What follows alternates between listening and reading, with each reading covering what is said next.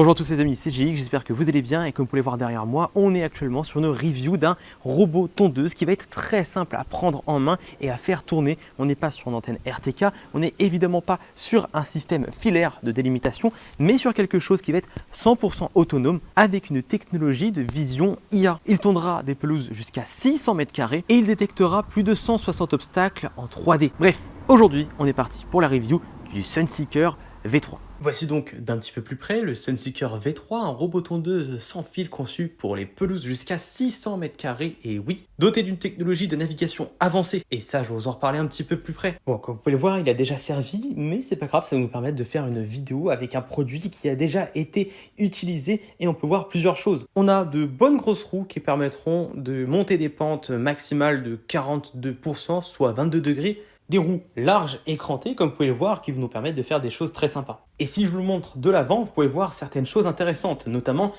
son module qui va lui permettre de détecter pas mal d'obstacles, à savoir plus de 160 obstacles différents. On retrouvera ici les points de touche pour pouvoir tout simplement charger le tout pour qu'il revienne à sa base et qu'il se charge tout seul. Et surtout, on verra ses yeux. 2 yeux ronds, ce sont des caméras binoculaires qui permettent une vision stéréoscopique, permettant ainsi de détecter des obstacles en 3D. Et comme vous pouvez le voir, il y a tout simplement des petits essuie-glaces qui vont venir nettoyer le tout quand il le faut. En plus, celui-ci détectera la pluie. Donc dès qu'il détecte la pluie, évidemment, il pourra passer des petits coups d'essuie-glace sur ses yeux. Évidemment, il retournera également à sa base lorsqu'il pleut. Bon, mis à part ça, sur le dessus, on retrouvera le bouton de stop d'urgence, ainsi qu'un petit capot qu'on va pouvoir lever pour accéder à pas mal de choses, notamment ici la taille de la coupe, qu'on réglera manuellement, allant de 20 mm à 60 mm, donc 2 cm à 6 cm de hauteur de coupe, ce qui est très raisonnable. Et on accédera tout simplement à l'appareil ici avec un petit code. Par exemple ici, j'ai simplement à mettre le code qui a été défini sur cet appareil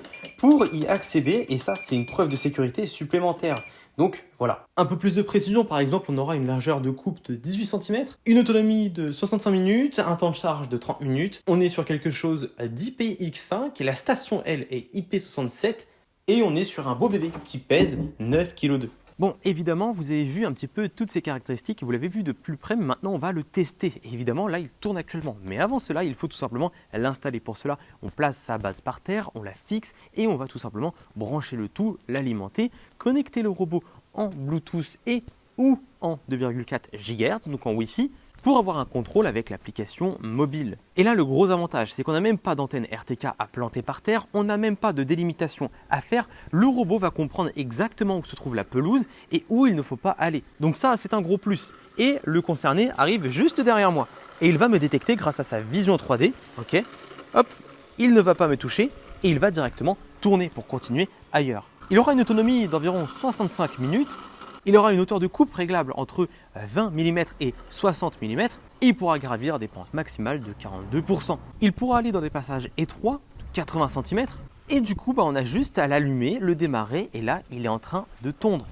Le Sunseeker V3 est donc installé et vous allez voir ce robot tondeuse en marche et comme vous pouvez le voir, il n'y a actuellement pas d'antenne RTK ou ce genre de choses. Pourquoi ? Parce que c'est grâce à la vision de ce robot qu'on va pouvoir lui permettre de faire des choses intéressantes et d'être en totale autonomie parce qu'il va reconnaître les obstacles, il va reconnaître la pelouse, il va reconnaître par exemple les graviers. Et si jamais je veux délimiter, on a ceci à notre disposition, quelque chose de magnétique pour lui faire comprendre qu'on ne veut pas qu'il aille tondre dans telle ou telle zone. Alors je vous ai montré les bandes magnétiques, mais vous avez une zone ou deux pour que le robot puisse facilement naviguer entre la zone A, la zone B ou encore plus. Et désormais, je vais vous montrer ce que ça donne en action parce que ce robot pourra avoir une surface de tonte max de 600 m², une largeur de coupe de 18 cm et on est parti pour voir ce que ça donne. On va régler le robot sur une hauteur de coupe de 5, ok, et on est parti. Et là, il est parti pour aller tout simplement, réaliser sa tâche, à savoir la tonte complète et autonome de toute cette zone.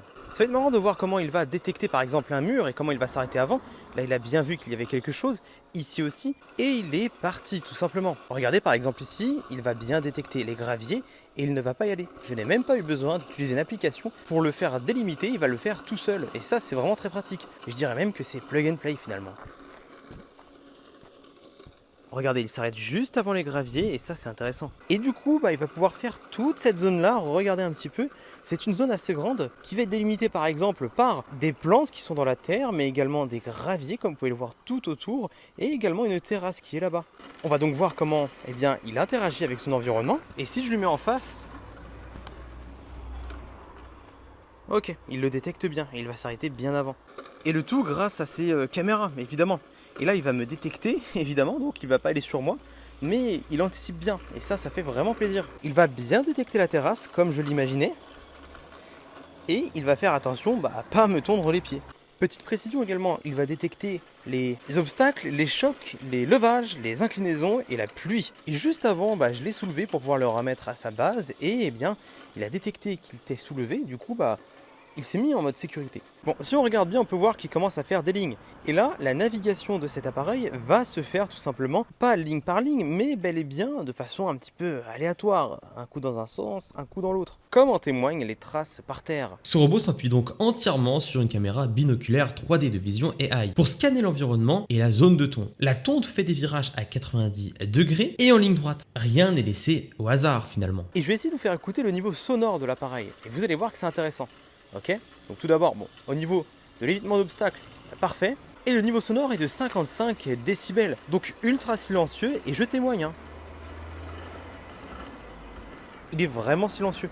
Il détecte bien les endroits où est-ce qu'il ne faut pas aller, mais il détecte bien que ici, il faut tondre, tout simplement, parce que ici, c'est de l'herbe. Donc évidemment, il fait son job et il est en train de couper bel et bien tout ce qu'il faut. Donc on va le laisser et puis on va voir ce que ça donne. Bon, comme vous l'aurez vu durant les différents tests et les différentes vidéos, quand il est en train de tondre, il ne va pas tondre de façon linéaire. Il va tondre un peu aléatoirement, il va faire des tours partout jusqu'à temps que tout soit fait. Donc je ne sais pas si c'est le plus optimisé pour l'autonomie, mais en l'occurrence, par contre, ça fonctionne bien en termes de vision IA. Sa vision binoculaire va permettre de reconnaître beaucoup d'obstacles. Et là où la plupart des robots vont soit s'approcher très près des obstacles et même des fois les toucher, lui s'arrêtera bien avant et anticipera le tout parce qu'il a la faculté de détecter les obstacles, même de façon dynamique. Par exemple, si je me mets juste devant lui, il va détecter qu'il y a une nouvelle chose et il va faire attention.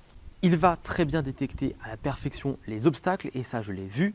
Et une fonction que je ne vous ai pas forcément montrée au long de cette vidéo, c'est la fonction de la coupe flottante, permettant à cet appareil de passer même dans des pelouses irrégulières. La coupe va s'adapter à l'environnement pour avoir quelque chose d'homogène même sur les terrains les plus escarpés. Et cela, ça marche même sur la coupe en pente, car le Sunseeker V3 pourra gravir des pentes de 42%. Et voici donc l'application. Ici, on a tout ce que le robot fait et le pourcentage de batterie. On est ici sur du 40% de batterie. On a vu qu'il est en train de tourner, qu'on peut le faire retourner à sa base avec le bouton retour, qu'on a le planning, qu'on a aussi tous les paramètres, avec la distance de coupe des bords, modéré, éloigné ou proche, le délai en cas de pluie, la bordure suivie et au niveau de l'appareil avec le code PIN, la mise à jour du firmware, paramètres réseau, fuseau horaire. Et surtout, ce qui va être intéressant, c'est de planifier les passages. Selon le jour de la semaine, on peut régler la durée de travail pour par exemple le faire passer mercredi et vendredi. Bref, l'application Sunseeker est très simple à prendre en main. On peut ajouter un nouvel appareil juste ici et accéder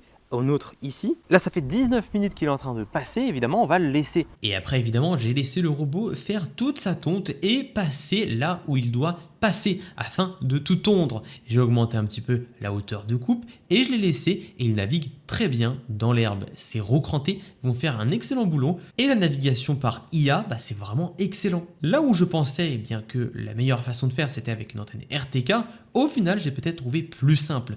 Et voici donc le résultat qu'il a pu me faire. Ce robot va naviguer un petit peu comme il veut, mais toujours dans l'herbe. Il ne va pas faire ligne par ligne, mais cependant il va bien couper, comme vous pouvez voir le résultat. Et une fois qu'il a fini, il va retourner sur sa base. Pour ce faire, il va longer toute l'herbe afin de trouver l'emplacement de son jeune socle. Et il va gentiment monter pour retourner sur son socle et toucher le chargeur afin de se charger à nouveau. Bon, il y a plusieurs choses intéressantes sur ce robot. On a par exemple le multizone, on pourra configurer jusqu'à 3 zones délimitées. On a aussi de quoi le contrôler avec un joystick, enfin du moins avec l'application de façon manuelle. On a un code PIN pour le verrouiller. On peut délimiter des zones interdites de façon manuelle et physique grâce à ces bandes. Et maintenant, on est parti pour faire la conclusion. Alors, grosso modo, qu'est-ce que j'ai pensé du Sunseeker ? Je trouve qu'au niveau de la détection d'obstacles, ça se fait merveilleusement bien et c'est une première pour moi de voir quelque quelque chose avec une vision IA binoculaire qui va permettre de détecter jusqu'à 160 obstacles, les anticiper pour ne pas les toucher. On a un robot qui va très bien agir même dans les endroits en pente, parce que là, il va vraiment assurer, avec une pente maximale qu'il peut gravir de 42%, et ça évidemment c'est grâce à ces grosses roues. L'autonomie, bizarrement, elle est descendue relativement assez vite. Par contre, on peut recharger très vite, en 30 minutes on recharge le tout, mais l'autonomie de 60 minutes, je pense qu'il faut réunir des conditions assez spécifiques, que le robot soit chargé évidemment à 100%, que le terrain ne soit pas trop en pente, etc. etc. Il est très silencieux et ce que j'aurais peut-être aimé de façon supplémentaire sur ce robot, c'est la possibilité de voir la cartographie qu'il fait du lieu en temps réel ou même la vision qu'il a. Le tout depuis l'application, ça aurait été vraiment sympa. Mis à part ça, je pense que c'est le premier robot que j'ai testé qui a été très simple à installer. On le pose par terre, on le lance, on le connecte. Pas besoin de planter une antenne, pas besoin de délimiter, on l'envoie directement faire sa tonte. Pas d'histoire de câble de délimitation, quelque chose de sans prise de tête. Donc si jamais vous êtes intéressé, évidemment le lien se trouvera en description. Abonnez-vous si ce n'est pas déjà fait et nous on se retrouve à la prochaine pour une nouvelle vidéo. C'était JX.